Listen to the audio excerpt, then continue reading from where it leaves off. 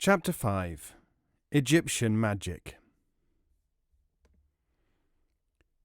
Get thee back, for thou art cut asunder. Thy soul is shriveled up.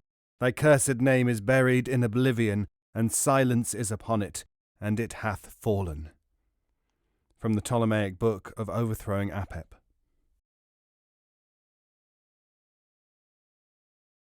That there was a connection between Jewish and Egyptian magical practices is abundantly proved by the many references to this fact in works of literature and religion.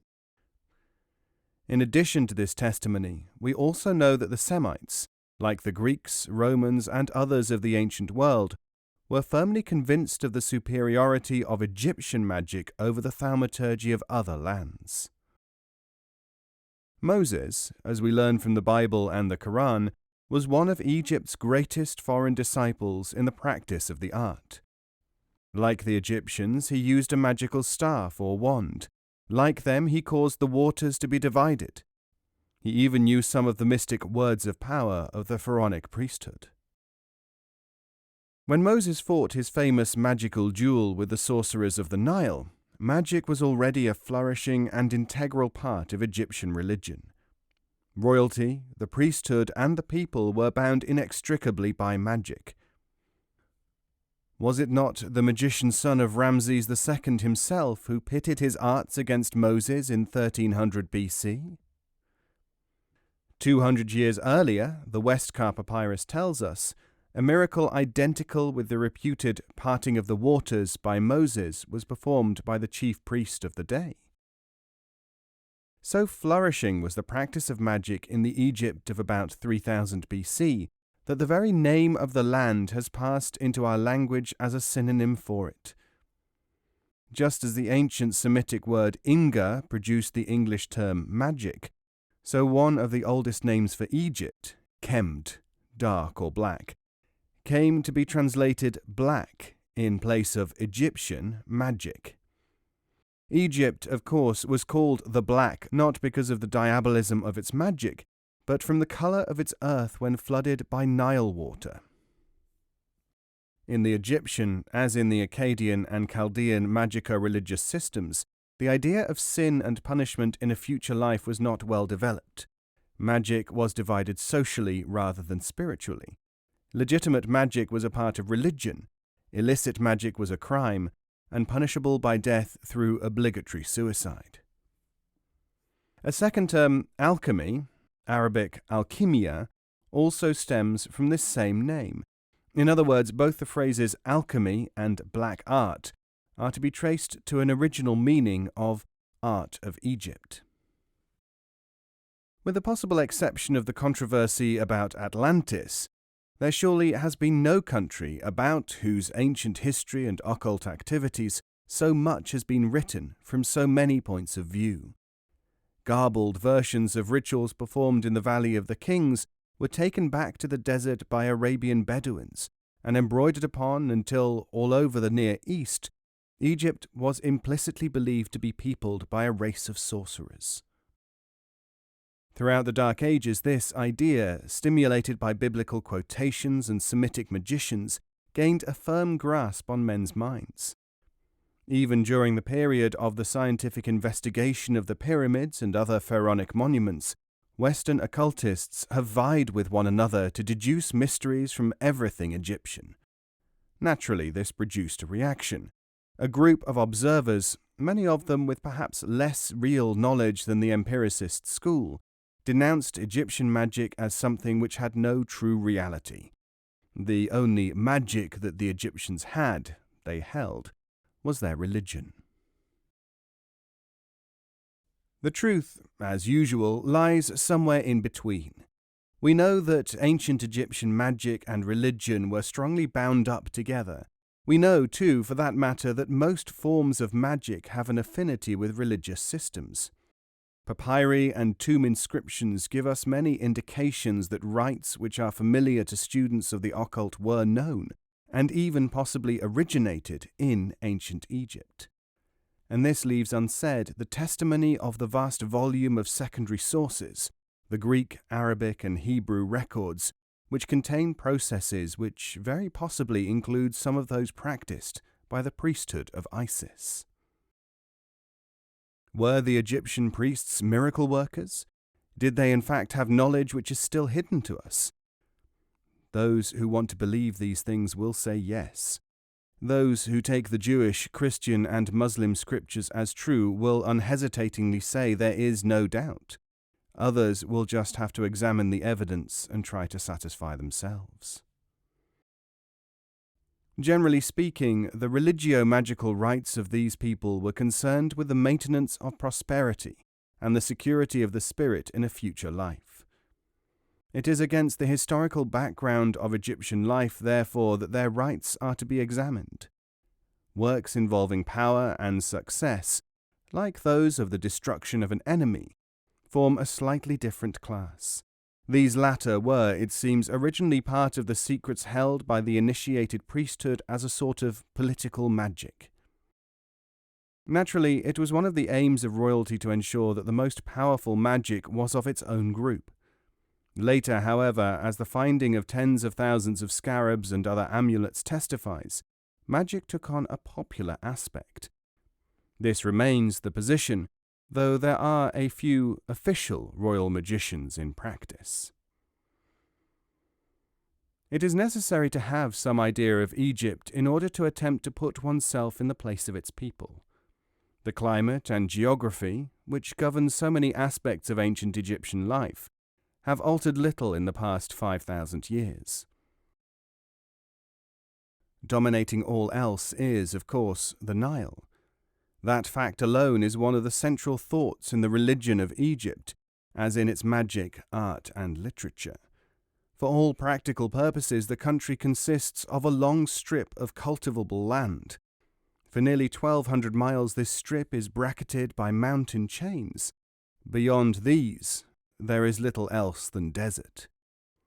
In the center flows the powerful current of the Nile itself, depositing the black earth on either bank, the earth which was to give magic one of its most familiar names. Almost every vegetable product grown in this area figures in magical rites carried out in the Middle East even today. Date palms, acacia trees, the sycamores, wheat, barley, and millet, these are thought to be among the most powerful items in a magician's storehouse. The Nile rises every year between the 1st and the 16th of July, bringing new life to the land dried up by many months of fierce heat. Its rising in flood by September is the signal for a festival in Cairo, the Feast of the Nile. Peasants, says Gaston Maspero, laden with provisions, come from afar and eat together. The priests leave their temples and carry the statue of the Nile god along the banks of the Nile to the sound of chants and music. The priesthood of Isis, foremost magicians of Egypt, were specially important at these events. Part of the chant to the Nile is given in a papyrus roll in the British Museum. Hail to you, Nile, who rises to the earth to give life to Egypt.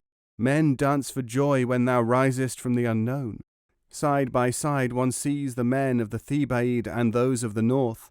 When the horn signals that the Nile is risen, we sing to thee with the harp and beating hands. Interpreted in magical terms, the rising of the river symbolized the marriage of Osiris with Isis. Osiris the Nile, Isis the earth, the black earth of the area. Modern Egyptologists claim that the ritual magic practices of Egypt must date back to pre-dynastic or even prehistoric times. Elliot Smith, studying this question as an anatomist, concurs with other authorities that there was a continual ethnic drift from Inner Africa to ancient Egypt. Further evidence of the wider spreading of purely African ideas is found in this extract from the works of another Egyptologist. Towards the end of the Paleolithic age, it is possible that similar ethnical waves invaded all northern Africa. Favoured by climatic conditions other than the present, they laid the basis of a Proto-Ethiopian substratum reaching from the Red Sea to the Atlantic in all those countries where they have left their rough stone implements along the great watercourses now dried up. Legend states that Shem, son of Noah, came to Egypt at the age of 300 years, 190 years after the flood, and ruled the country for another 161 years. During this time, magic flourished there. Jewish tradition has it, of course, that Noah himself was a magician, and that certain secret books were specially revealed to him. Innumerable stories are told in Egyptian and Greek writings about Egyptian processes for reviving the dead. While it is known that the Egyptians believed that the body would resurrect in another world, yet there are also clear indications that some of the rites were designed to revive the corpse. It is, of course, claimed that this was done not once, but many times. What makes this account interesting is the fact that one of the pharaohs most famed for his magical learning actually caused the experiment to be undertaken in his presence. He was Herutataf, son of Cheops or Khufu, and lived nearly 4,000 years before Christ. The Pyramid of Cheops was built circa 3733 BC. Khufu, it seems, was one day discussing miracles with his son. Herutataf said that stories were all very well, but there were few people who had seen such things done. He then promised to show his father a man who could in fact perform the miracle of revivification of those who were not only dead, but had actually been beheaded. This magician was Teta, reputed to be 110 years old. He was versed in secrets from the famed Sanctuary of Thoth. Even today it is not clear what they were. An expedition was accordingly prepared. The pharaoh's son travelled down the Nile by barge, then on by litter, until the party arrived at the abode of Teta. The account is filled with minute circumstantial detail, which seems to show that it probably took place, and that the legend is not merely one of imagination. We are told, for instance, that the sage was lying on a woven bed, probably similar to the angaribs which are still in use. Servants were rubbing his head and feet. Then follows an account of the meeting between the crown prince and the magician, in which the king's invitation was given, and Teta agreed to visit the capital. Leaning on the prince's arm, the sage accompanied the youth to where the boat was moored. Here he asked that his children and books be also brought, and this was done. When they arrived at the palace, the king ordered Teta to enter at once. As soon as he had been presented, Khufu asked why they had not met before. To this the sage replied that he came when called, and not before. "You have called, and so I have come." Then Khufu addressed the magician again. "Is it true, according to what is reported, that thou knowest how to fasten on again to its body the head which has been cut off?" The ancient replied that he could do this thing. The king asked that some condemned criminal be brought, but on the magician's intervention a goose was substituted. He cut off the head of the bird and laid it on one side of the colonnade with the body on the other side. Teta stood up and intoned some words of power. The head and body then began to move towards each other until they met, rejoined, and the head cackled. Following this feat, Teta did the same with another bird of a different species, and again he severed the head of an ox and caused it to be joined to the body. This story, taken at its face value, might be thought to show that, powerful as he was, the pharaoh Cheops had no magician in his retinue capable of duplicating this feat. History shows, however, that even while the pyramids of Giza were being built, the magical and political power of Memphis, then the seat of government, was waning. Ideas cultivated in Thebes farther up the Nile took their place, and the Theban deity Amen-Ra, Jupiter, became one of Egypt's principal gods. The power of Thebes lasted in all for 3,000 years. The effects of Egyptian magic on Greece were profound.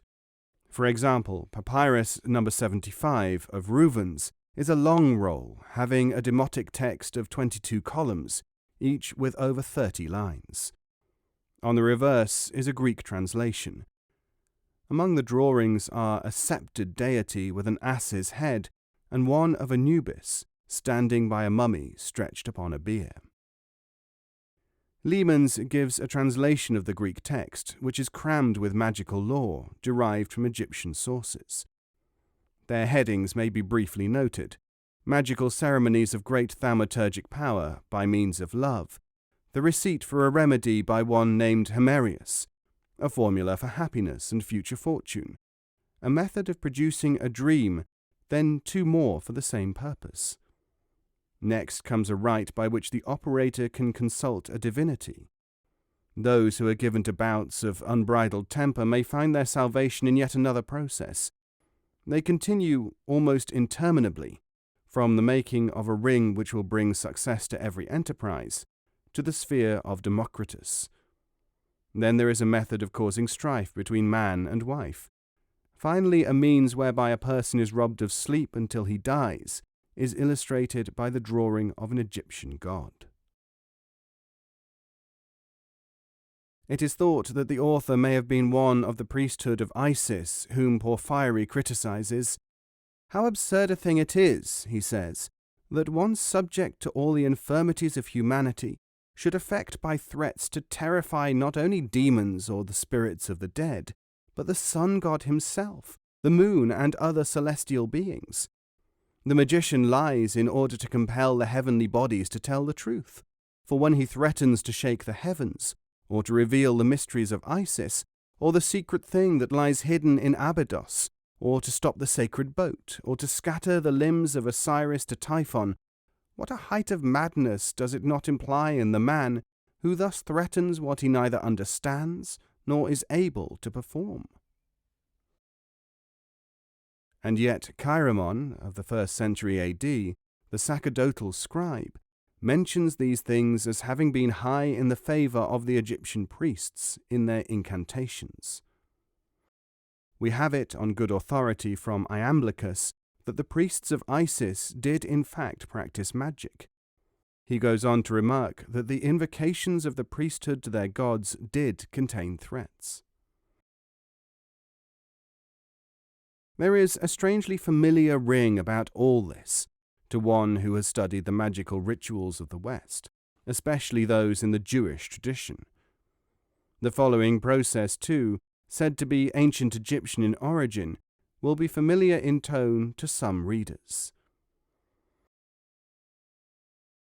"To be wrought by help of a boy, with a lamp, a bowl, and a pit, I invoke thee, O Zeus, Helios, Mithra, Serapis, unconquerable possessor of honey, father of honey.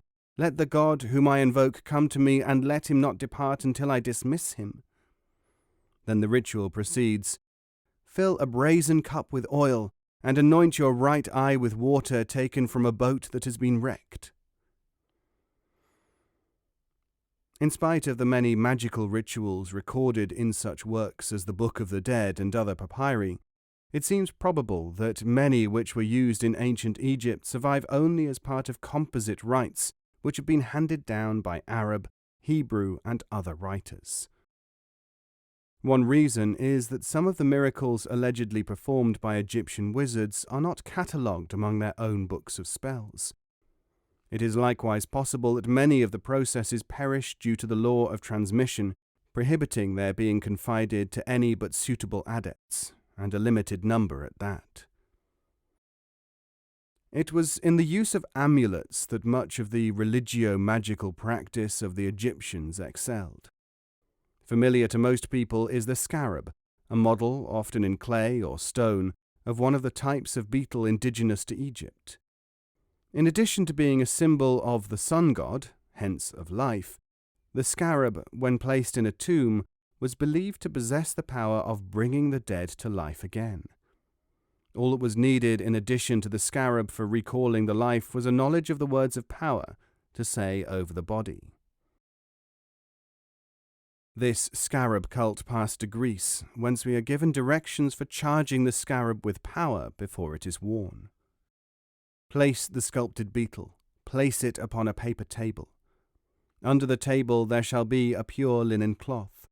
Under this place some olive wood, and set on the middle of the table a small censer wherein myrrh and kyphi shall be offered. And have at hand a small vessel of chrysolite into which ointment of lilies or myrrh or cinnamon shall be put. And take the ring and place it in the ointment, having first made it clean and pure, and offer it up in the censer with kyphi and myrrh.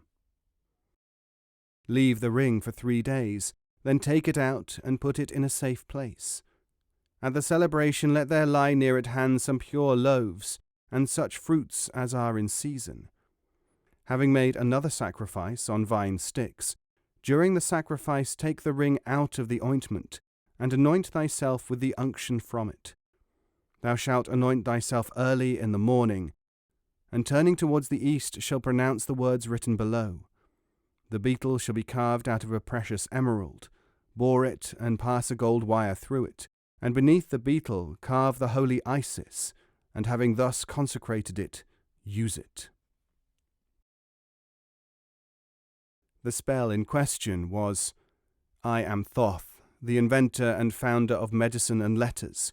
Come to me, thou that art under the earth, rise up to me, great spirit.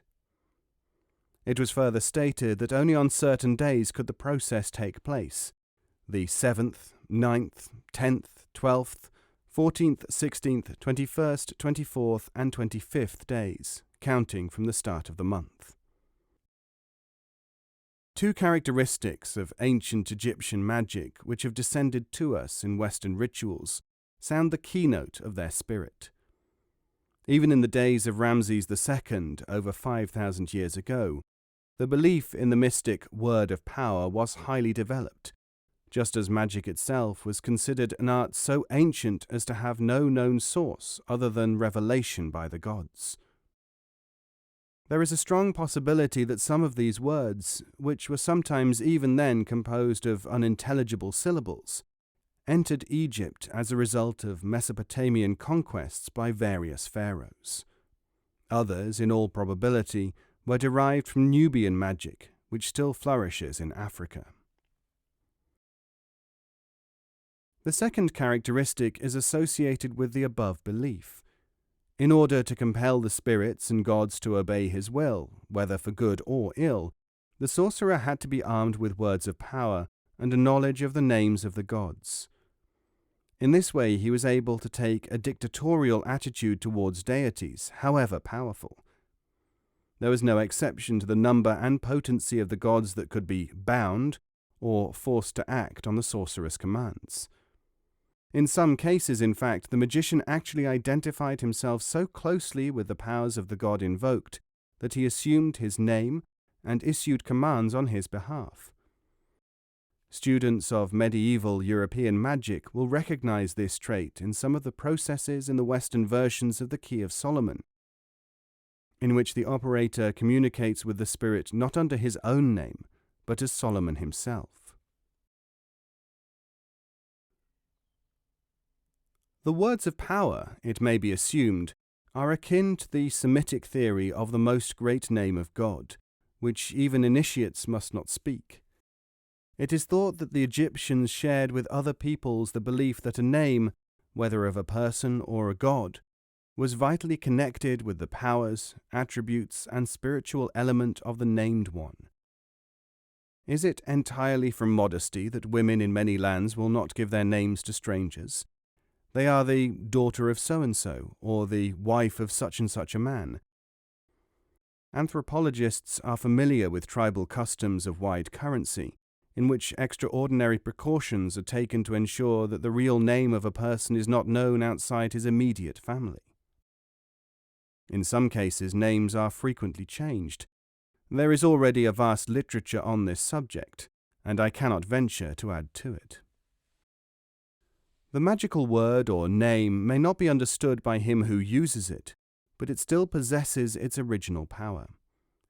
This belief may not have originated with the Egyptians. It certainly was current among them, as among later magicians in many lands. In the Louvre, there is a magical funerary papyrus dating as far back as Ramses II, in which barbarous words appear as names. O Ualpaga, O Kamara, O Kamalo, O Amagoa, the Uana, the Remu. Since similar words and phrases appear in most other ancient magical writings, it is probable that they meant no more to the priests than they do to us. Following up this line of research, and assuming that some words of power came from neighbouring lands, the Viscount de Rouget in the last century compiled a list of words, unfortunately unpublished, which seemed to show affinities with dialects spoken by the Nubians and others. In the Harris magical papyrus, there is a process by which the invocant, using certain names, actually takes on the shape of the god Amzu. There may be a clue here. It could be argued that the identification of the magician with a spirit or god in words and prayers might have been designed to cause him to become that god or spirit. At the least, he may be believed that he could borrow all the attributes and powers of the deity named, even for a short period. The ritual is designed to protect a man in a ship from any monster or hostile animal that might approach. Taking a hard egg in one hand, the man says, O egg of the water which has been spread over the earth, essence of the divine apes, the great one in the heavens above and in the earth beneath, who doth dwell in the nests which are in the waters, I have come forth from thee from the water, I have been with thee in thy nest, I am Amzu of Koptos, I am Amzu, Lord of Kibu. Just as names contained magical powers in relation to the life on earth, so their potency was invoked in funeral ceremonies, and they were used in the imaginary encounters between the soul and the gods of the hereafter. No soul could hope to receive its just deserts and admission to the heavens until it had passed a very close examination, as is fully described in the Book of the Dead. What of embalming and the elaborately designed pyramids, both of which have been regarded as significant items in the magic of ancient Egypt? There is already a considerable literature in which such authorities as Flinders Petrie and Wallace Budge have fully described the embalming rites and their purpose. Briefly, the reason for preserving mortal remains is thought to be because contact, however incipient, remained to link the soul, ego, ka, and body after death. Lenormant states that there was an ultimate belief that the body would one day be resurrected in its former, though purified, form. It is, however, more widely held that the mummy was preserved as a hostel for the ka. Again, the symbolic rites which were performed with the mummy, such as the opening of the mouth ceremony, seemed to be designed to reflect the events that were supposed to be happening to the soul in another world. It was, in fact, a sort of magical duplication of the soul's future life, on the familiar lines of sympathetic magic. There is a possibility, too, that a belief existed that certain organs in the body continued to function in a different way from their normal role in life. Books and pamphlets have been written in an attempt to prove that the pyramids represent symbolically both the Book of the Dead and the supposed Book of Thoth. There seems no doubt that the dimensions of some pyramids and their internal arrangement and planning are associated with mystical and magical concepts of dynastic religion. As to whether they are the key or not is a matter which is still open to discussion. Conventionally minded observers are, on the whole, inclined to regard the symbolism of the pyramids as natural projections from Egyptian belief and theology, rather than as signs placed there for any particular purpose other than to preserve the body from defilement. To take up any other attitude in the present state of knowledge of ancient Egyptian occult sciences would be tantamount to assuming that there was an intention by the Egyptian priest-magicians, or their kings, to transmit hidden knowledge to future generations. Since, however, there is no indication of a desire to make known their knowledge to others, let alone an inkling that the pharaonic might would ever pass away, one might ask upon what premises such an assumption could be held. In taking the stand outlined above, I exclude such supernatural revelations as were reported to me by one earnest occult student. He had had revealed to him in a dream, and partly through a spiritualist medium, that his mission was to go to Egypt and camp in the shadow of the pyramids when their occult power and intention would be made known to him. Being very wealthy at the time, and as keen as the next man for adventure, he did exactly as commanded. The only result was that the expenses involved were so great that he became impoverished. Equally unfortunately, no revelation resulted. When he returned to England, he found that his business had all but collapsed. It cannot, however, be denied that the experience had a very great effect upon him. Singing Sands. In the El Maman chain, near the Red Sea, is the Jebel Narkus, Mountain of the Bell. Its rocks and pinnacles are so placed that, when the wind blows from a certain direction, loud whispers are heard proceeding from the rocks. This probably accounts for the ancient Egyptians being thought by less civilized Arabian tribes to have the power of raising the voices of oracles from the ground. Many magicians claimed to be able to interpret the whispers. They were the voices of spirits, telling mankind what and what not to do. In any case, the effect on the visitor, even in this century, is eerie. Similar tales are told of the Egyptian priests taking oracles from the singing sands.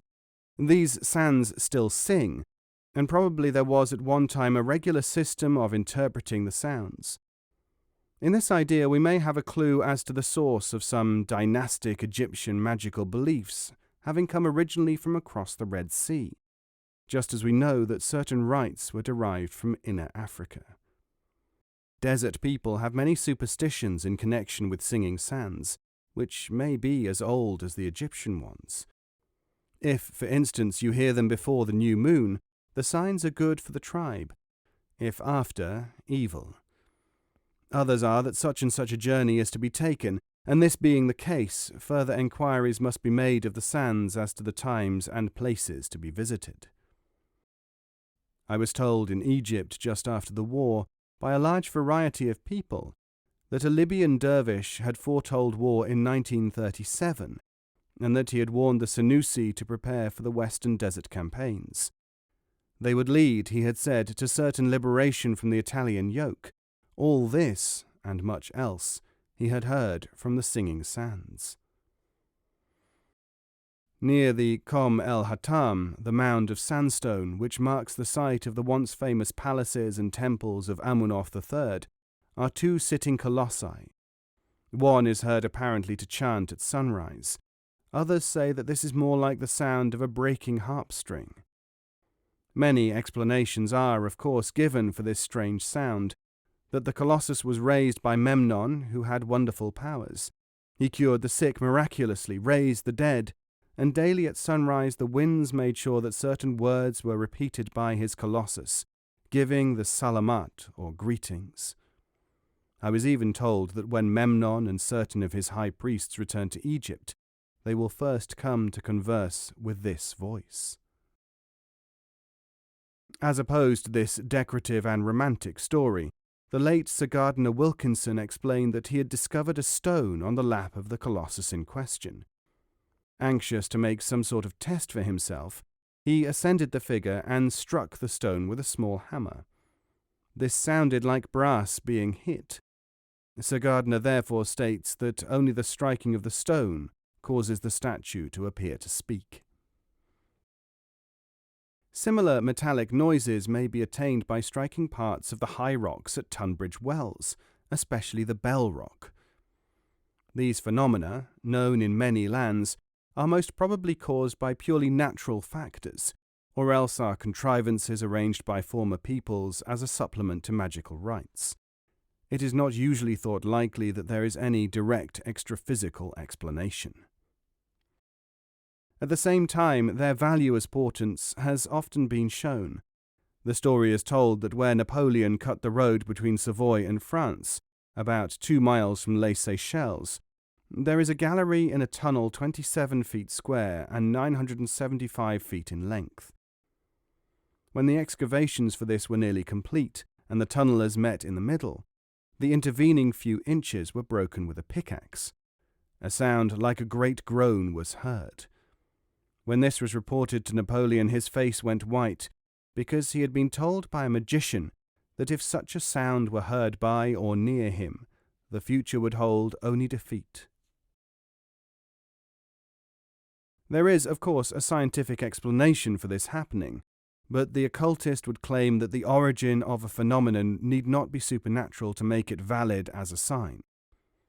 However, when a certain Mr. Bakewell investigated the Napoleon tunnel story, he put the whole thing down to a difference in temperature at either end of the tunnel.